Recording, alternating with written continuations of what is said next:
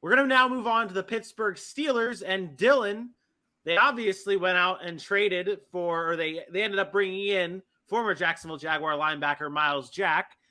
They also have Devin Bush, who they traded up for, unlike what the Pittsburgh Steelers normally do in the first round. They traded up to get Devin Bush. Injuries have hurt him along the way. They did not exercise the fifth-year option for him. What should we be expecting this year for Devin Bush? I mean, you mentioned it right there. He's in a contract year, right? And this was a guy last year who was just, I mean, let's be honest, he was bad.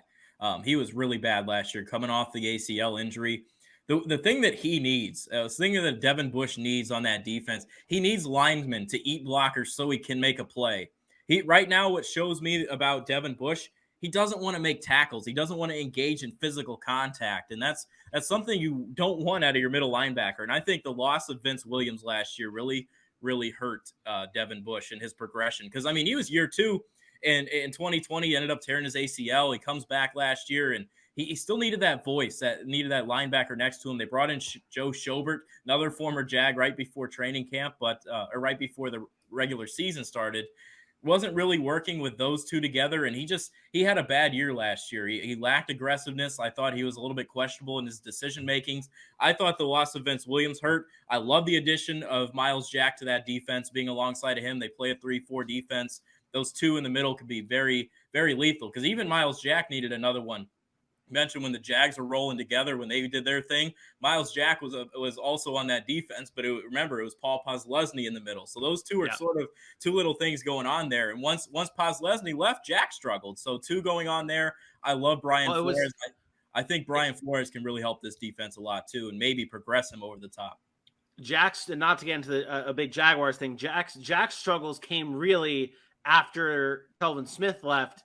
And they really had to lean on Miles Jack to be that guy. And I think it's an interesting connection between two guys, Devin Bush and Miles Jack, two guys who maybe have a reputation of not being able to be the guy, the lead linebacker on that defense. And now them both being together. Also now with new linebackers coach Brian Flores, who obviously was with the Miami Dolphins, that could be bringing big change and a big boost to the linebacking group in Pittsburgh. It could. And I want to say one more thing here on Devin Bush. I mean, he needed to. It seems like, I know I mentioned he doesn't want to make tackles, doesn't want to be aggressive. I think that really affected him. But last year, he was coming off the ACL. He battled a groin. He was on the COVID list. There were still little things he was dealing with last year. I think the original question was, what do you expect from him this year? I think he's going to be pissed off, ready to try to get back to his 2019 self, because he's not getting paid after this year. If he fizzles out and has a Jalen Smith, he's out of luck. He's got to play hard football, and he's only 24 years old. He just had a birthday 2 days ago. Happy birthday if you want to wish him that. But I think he's a good football player. He's a good kid, and hopefully he can get his career back on track, because I don't see a long tenure in Pittsburgh beyond this year.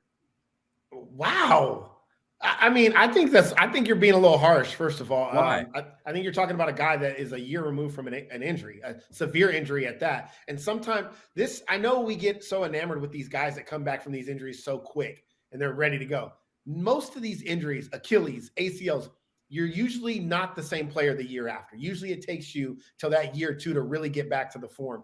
We're talking about a guy that we all thought was elite, right? Coming out of college and the way he played initially, I don't think that's changed. I think maybe there was a little bit of timidness, what we saw last year, which is part of the problem, right? Maybe you're unsure. Maybe you're not attacking as aggressively as you were doing before.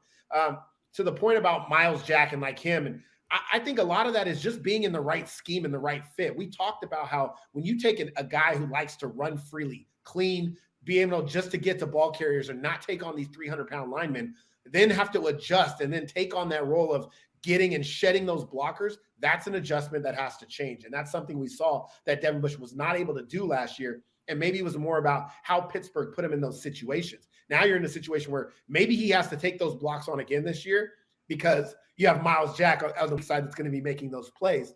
But I think having a year to be able to feel that and see that and understand what you need to do to make those adjustments, I think you see a better version of him. If maybe he doesn't fit in what Pittsburgh's trying to do going forward, you might be right about that. But I don't want to just write off his career and get his career right after one bad season after being injured. I still think the talent level's there, but that being timid after an injury is a real thing. And for these guys that have suffered a knee injury like that, it's so severe. They don't trust that knee. And you have to actually play for a season like he did last year to say, you know what, I can do what I used to do. And maybe that confidence is back this year. You at least hope it's back.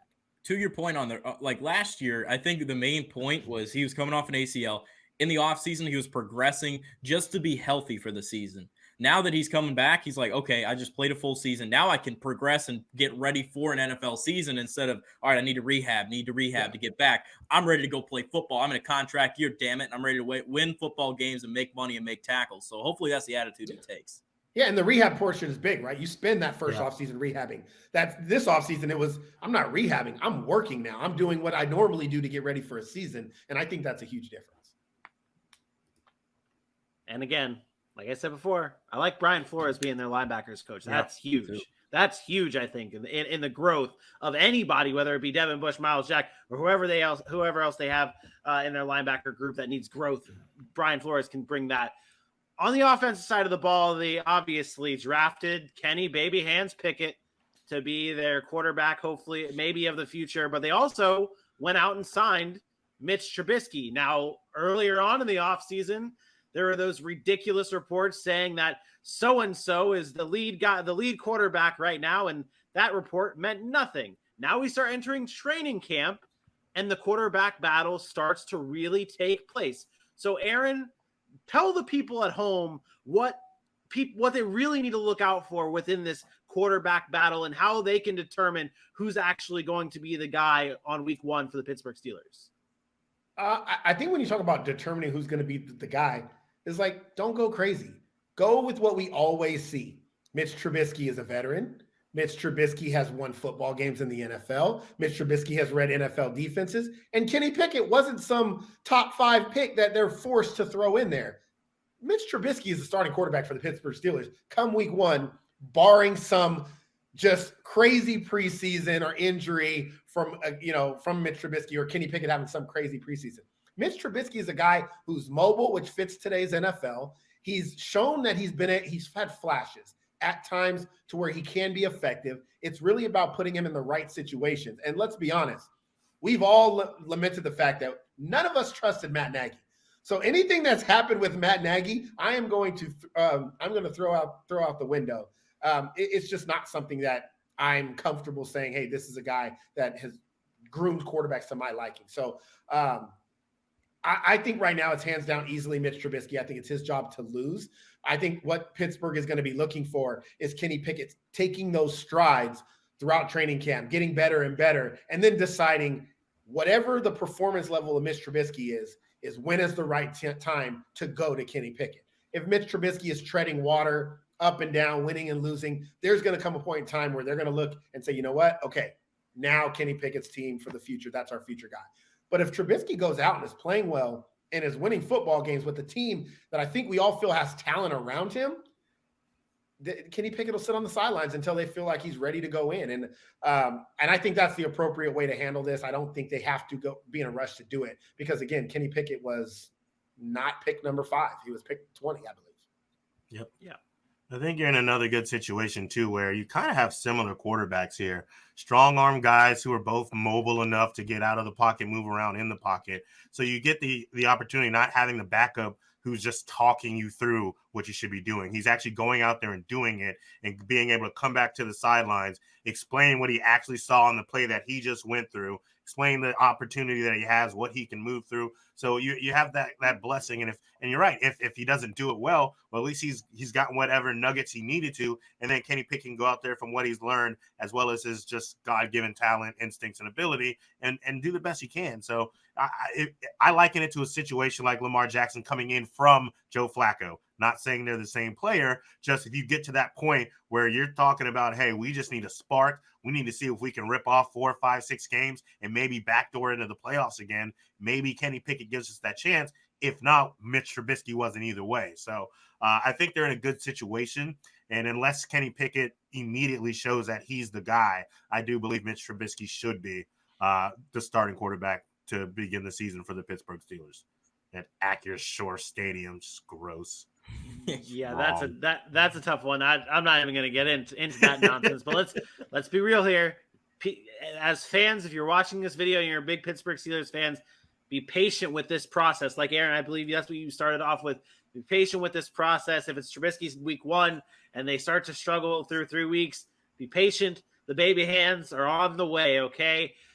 Let's move on now. The baby hands clown shoes, bro. The baby hands are on the way. I mean, they're on the way. You said everything right, the patience aspect, and then you said baby hands are on the way. Like, hey, I mean, you're not giving them much. You're not giving them much to look forward to. The fact is most fans get excited.